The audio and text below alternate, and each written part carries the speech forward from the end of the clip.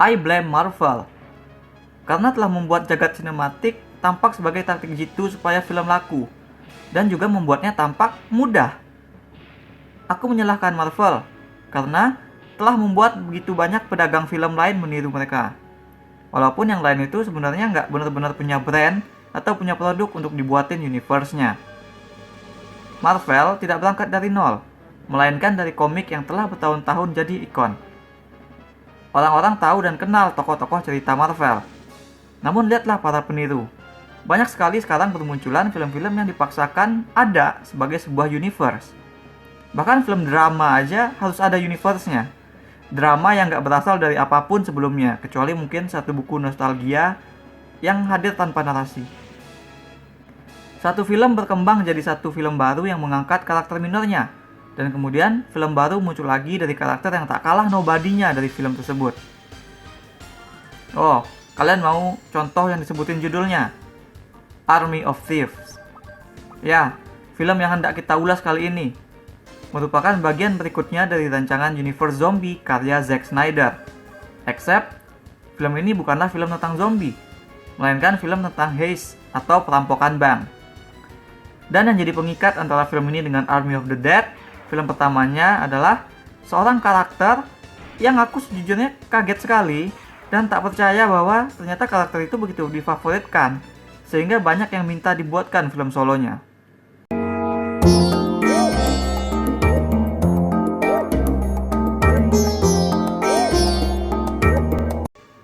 Film ini mengambil setting 6 tahun sebelum peristiwa film Army of the Dead. Dari tayangan televisi dalam cerita kali ini, kita melihat zombie outbreak barulah mulai di Las Vegas. Di Eropa, tempat cerita ini berlangsung, ada masalah yang lebih urgent yang harus dihadapi oleh kepolisian, yaitu masalah serangkaian perampokan di bank. Ketika agen Interpol masih menyusun teori, dan pemimpin mereka punya tebakan yang bagus mengenai siapa pelakunya, kita sudah dibawa mengenal 5 orang di balik perampokan tersebut. Tepatnya 4 orang perampok internasional dan 1 orang cowok kikuk penggemar brankas, si Sebastian. Sebastian diajak oleh kawanan perampok yang dipimpin oleh cewek keren bernama Gwendolyn. Berkat kemampuan dan pengetahuan Sebastian mengenai legenda 4 brankas yang terkenal paling rumit dan susah untuk dipecahkan kuncinya. Brankas itulah yang coba dibobol oleh mereka. Bagi Sebastian, yang selama ini hidup datar dan membosankan, tentu saja tawaran itu tidak bisa ditolak. Kapan lagi dia bisa mengasah kemampuan dan berinteraksi langsung dengan legenda? Plus si Gwendolyn itu kece, jadi si Sebastian naksir. Jadi mari kita beralih dulu ke kru perampok dan aksi heistnya itu sendiri. Genre heist sendiri sebenarnya sudah mulai jenuh. Serial animasi Rick dan Morty bahkan sudah menelanjangi genre ini hingga ke trope dan klise-klisenya. Army of Thieves untungnya tahu untuk tidak terjebak dalam klise-klise tersebut. Film ini nggak mau jadi parodi dari genre itu. Maka mereka berusaha merancang formula yang berbeda, atau paling nggak bermain dengan trope-trope heist yang telah ada sebelumnya. Misalnya, film ini nggak pakai sekuen ngumpulin anggota perampok. Yang lucunya sekuen tersebut justru adanya di film Army of the Dead, yang ternyata memang adalah sebuah film zombie dan film heist sekaligus. Sekuen itu biasanya difungsikan untuk menyoroti masing-masing karakter anggota atau kru, memberikan mereka spotlight untuk menceritakan backstory dan motivasi masing-masing. Nah, alih-alih pakai sekuen itu, Army of Thieves mencapai tujuan menceritakan backstory dan memperkenalkan karakter lewat actual flashback origin dari para karakter. Film ini juga nggak pakai twist berlapis yang menunjukkan pengkhianatan demi pengkhianatan seperti yang biasa ada dalam genre heist. Cekcok antar anggota memang tetap ada, tapi diceritakan lebih frontal. Dimasukkan ke dalam elemen cinta segitiga antara Sebastian, Gwendolyn, dan seorang karakter bernama Brad Cage. Lalu, biasanya film heist juga punya sekuen montase saat karakter menjabarkan rencana perampokan kepada kru. Dalam Army of Thieves, sekuen seperti itu ada, tapi dilakukan dalam bentuk komedi, yang seperti ngebecandain trope itu sendiri. Jadi mungkin bisa kebayang kalau film ini memanfaatkan beragam teknik editing untuk mendukung penceritaan. Dan berhasil. Karenanya, porsi heist dan aksi film ini memang lebih menarik. Ada angin segar lah, seenggaknya. Editing cut-to-cut yang cepat juga digunakan film ini untuk menyamarkan masalah pacing yang timbul dari setup karakter yang datar. Terlebih karena memang film ini punya karakter-karakter yang bisa dibilang nggak baru. Gwendolyn, Brad, Rolf, dan Corina memang keren. Tapi mereka sendiri sebenarnya masuk ke dalam trop karakterisasi yang lumrah atau yang sudah ada sebelumnya. Seperti pemimpin yang cinta mati sama film action dan Amerika, cewek hacker yang glamor, pengemudi yang hobi makan, kriminal yang nganggap geng mereka itu adalah sebuah keluarga. Bahkan aksi membuka berangkas juga bukanlah aksi yang benar-benar fresh. Film ini justru banyak mencuri dari film lain, maka sudah sepatutnya mereka melakukan sesuatu supaya kita tetap bisa excited menonton. Dan sebenarnya film ini melihat dari usaha-usaha yang dilakukan tadi, sebenarnya masih punya kesempatan. Kalau saja filmnya nggak hadir demi eksistensi satu orang. Serius, aku nggak dapet di mana daya tarik dari karakter Sebastian. Bagiku dia mirip seperti Newt Scamander, tokoh dalam film Fantastic Beasts. Another karakter yang dipaksain jadi jagat sinematik. Tapi si Sebastian ini adalah versi Newt yang lebih kikuk, yang lebih annoying. Di Army of the Dead, Sebastian hadir sebagai pembuka berangkas. Dia dijadikan comedic relief dengan tingkahnya yang suka teriak-teriak, dan dia jadi penyeimbang buat karakter-karakter maskulin. Di film kali ini, Army of Thieves, yang bertindak sebagai prequel dari cerita film Army of the Dead, Sebastian juga ngelakuin hal yang sama. Dia teriak-teriak saat keadaan memanas, dia nge-geek out dan fanboying hard saat melihat berangkas legendaris, dan dia juga socially awkward di tengah-tengah kelompok yang macho. Jadi ya, nggak ada perkembangan yang dialami karakter ini dari cerita dimulai hingga ke Army of the Dead berakhir. Bayangkan udah 2 film tapi karaktermu itu melulu. Yang berubah pada karakter ini cuma nama. Di film pertama, actually kita mengenalnya sebagai Ludwig Dieter. Di film ini kita akan melihat dari mana nama tersebut berasal. Seolah itulah hal yang terpenting yang ada dalam hidup si Sebastian. Oke, karakter utama memang harus dibikin penting.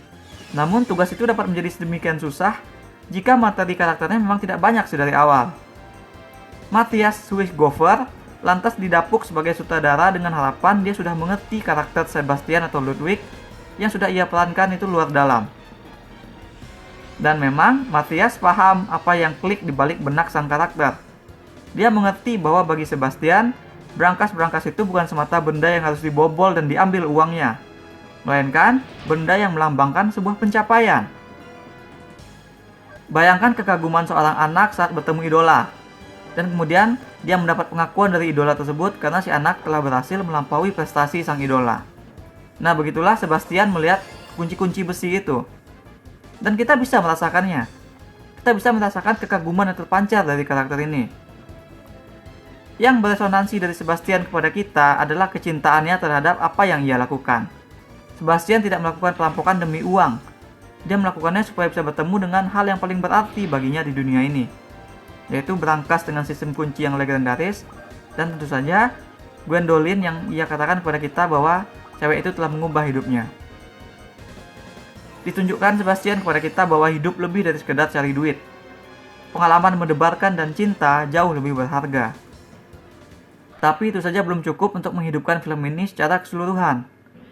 Di luar ketertarikan dan kenerdiannya sama berangkas, Sebastian gak banyak ngelakuin hal lain. Film memberikannya sekuen aksi, yaitu dia naik sepeda keliling kota karena sedang dikejar polisi. Nah, sekuen ini cukup kocak dan sangat kita apresiasi di tengah kering kerontang dan membosankannya karakter ini. Sebelum diajak jadi geng rampok, secara inner, Sebastian gak punya masalah di dalam hidupnya. Backstory kenapa dia hobi ngulik berangkas, dan kenapa dia nggak gaul, hanya disebutkan sepintas. Sepanjang durasi, karakter ini kebanyakan hanya bereaksi, dia terbawa-bawa. Seperti yang sudah disebutkan, Sebastian tidak punya development, lantaran memang tidak ada yang bisa digali. Untuk mengisi kekosongan, naskah memusatkan kepada romans. Sebastian dibikin naksir sama Gwendolyn yang punya cowok, yaitu si Brad yang paling macho dalam kelompok mereka. Nah, elemen itu juga nggak dibahas mendalam. Nggak pernah lebih dari sebatas seorang cowok cupu yang jatuh cinta sama gadis pertama yang mengajaknya bicara. Ini basic sekali. Sedari awal itu, Sebastian sudah jago membuka brankas. Dia bahkan nggak peduli sama kejaran waktu. Oh, mereka cuma punya waktu sempit untuk membuka brankas sebelum security bank sadar dan memanggil polisi. Sebastian nggak peduli sama itu. Dia sempat-sempatnya cerita panjang lebar dulu tentang mitologi di balik masing-masing brankas sebelum benar-benar membuka brankas tersebut. Mitologinya sebenarnya menarik karena mencerminkan keadaan cinta segitiganya dengan Gwendolyn. Hanya saja tak terasa sebagai waktu yang tepat.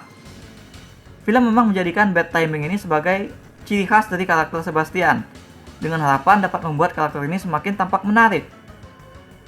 Dan juga di setup bahwa Sebastian itu begitu pintar dan ahli, jadi dia bisa membuka kunci-kunci rumit dalam waktu singkat. Akan tetapi, karena situasinya ini adalah perampokan, maka ketika karakter utama itu nggak peduli sama desakan waktu, dia nggak merasa dirinya diburu-buruin, kita yang nonton jadi nggak ngerasain lagi stake perampokan tersebut. Kita jadinya bodoh amat gitu. Wong dia jago kok, ketangkep pun dia nggak bersalah kok, dia cuma disuruh gitu. Nah, ini parah lagi dengan kita tuh nggak bisa berpartisipasi kepada tindakan yang Sebastian lakukan. Gimana coba membuat orang memutar-mutar knop di brankas jadi sebuah aksi menarik yang breathtaking? Nggak ada cara yang bisa bikin itu menarik. Film ini menggunakan visual CGI yang menggambarkan mekanisme kunci yang sedang berusaha dipecahkan oleh Sebastian. Semua itu nggak berhasil ngasilin perasaan apa-apa. Ketika dia berhasil membuka kunci, kita nggak ikut bersorak bersamanya. Karena kita nggak diajak ikut mikir. Kayak misalnya kalau itu sebuah kode atau teka-teki yang harus dipecahin, kita kan jadi ikut mikir.